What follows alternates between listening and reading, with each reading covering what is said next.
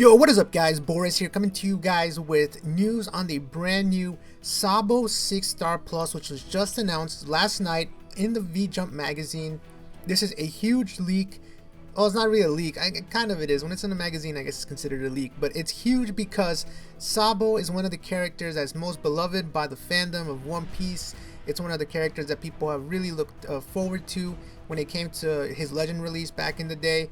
And it's cool because first of all, we are finally getting Mera no Mi Sabo, which is awesome. I can't wait to super evolve my Sabo coming this March. So pretty much what am I going to talk about today? Well, I'm going to talk about this Sabo. What exactly do I think that they did with him? Do I think it's a good change or a bad change? Obviously, it is an amazing power boost to this captain. And for those guys who don't know what it does, let me go over what he does. So supposedly, and I don't want to say exactly if this is true or not, but supposedly his attack boost for freedoms will boost all the way up to a 2.75 no matter what your health is. So back in the day, Sabo was hyped up, but then when he was released, no one really ever used him because his HP threshold was just too dangerous.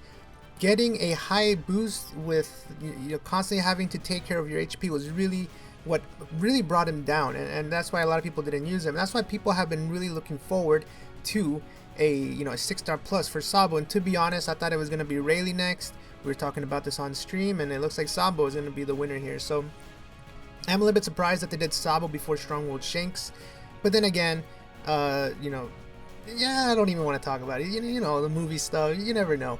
But point is, Sabo, we are getting 6-star plus, and it looks like he's boosting by 2.75 regardless of your HP, so no HP threshold. I think that is a big deal. Also, apparently slightly boosts recovery and HP, still pretty good. I don't think the HP boost should be that high if he's going to do 2.75, but again, no condition apparently, who knows. If in fact there is no condition for his 2.75 boost, I'm going to start using Sabo as my primary freedom captain, as I don't have the new Luffy. In fact, I think he'll pair really well with the new time skip Luffy. Obviously won't do as much damage, but it will do a decent amount, especially because of his special ability, which is really awesome. So I'm going to go ahead and talk about that. So he has two stages now. His first stage for his special is pretty much the same as before, except instead of 6 perfects, you only need to hit 5 perfects. And then his second stage, it's a 1.75 boost on the first turn, and then a 2 times boost on the second turn, but that requires 4 perfects. So, hitting all your perfects, 6 perfects, is a bit tricky sometimes, but 4 perfects is easy peasy, especially if you have the Lost ship, the Lost submarine running with that. You're looking at a crazy captain and special abilities here. Again, I'm not 100% sure how much of this is confirmed. I believe the specials are pretty set in stone, but I'm not too sure about the captain ability. Will there be a condition or not?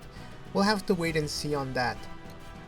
Overall though, I was not expecting this. If we look at the first 2 Super 6 stars, they pretty much very similar to their originals. And while yes, Sabo's abilities are similar, the fact that they completely removed the HP threshold apparently is pretty interesting. It marks a huge buff.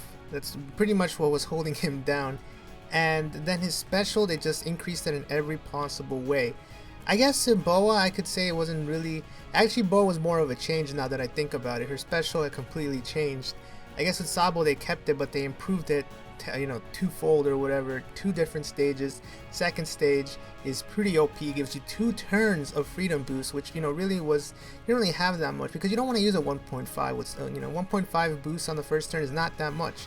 People have been using Brook gives a 1.75, but now Sabo gives a 1.75, and then on the second turn gives it 2 times. So this is gonna be a must-have for freedom teams, I believe. Must-have unit. Gladly, I'm glad that I have mine maxed. So my Sabo does have max special, max sockets. So as soon as this comes out, it's gonna be a grind. The Boa evolution, the skull, took me probably around 15 Shanks runs to finally get it to drop, and this one I anticipate will be just as difficult. So hopefully I don't have as much trouble with that, and as soon as I get as soon as this is released, you can bet that I'll be grinding for that. Apparently this is a March release along with Fishman Island story mode, so that's going to be really interesting. We got Legend Hody Jones. Who knows what the next legend will be? We'll have to wait and see. But overall, I think this is definitely the best 6-star plus yet. They really improved on him on every single aspect that they could. He finally has the Mera no Mi, or the Flame Fruit, or whatever it's called. And this is a character that I think most people will be hyped to get, because let's be honest, no one really uses Sabo anymore. And the fact that 2.75 no condition potentially, that's awesome. I'm not gonna lie, that is awesome. And I think it might be the first character in the game that doesn't have a condition that does 2.75, which I guess makes sense because these are 6-star plus units. These are not easy to get. First you have to pull the legend, then you have to grind the skull, which takes a long time, and then you can finally evolve it. And 2.75 no condition. Hopefully that is the case. Hopefully they don't end up putting in something there that they didn't put in the magazine. But still, let me know your thoughts about this Sabo. Who has Sabo and who's excited to evolve theirs finally? What is the next Super 6-star that you guys are looking forward to? Because personally, like I said, I'm looking forward to Rayleigh.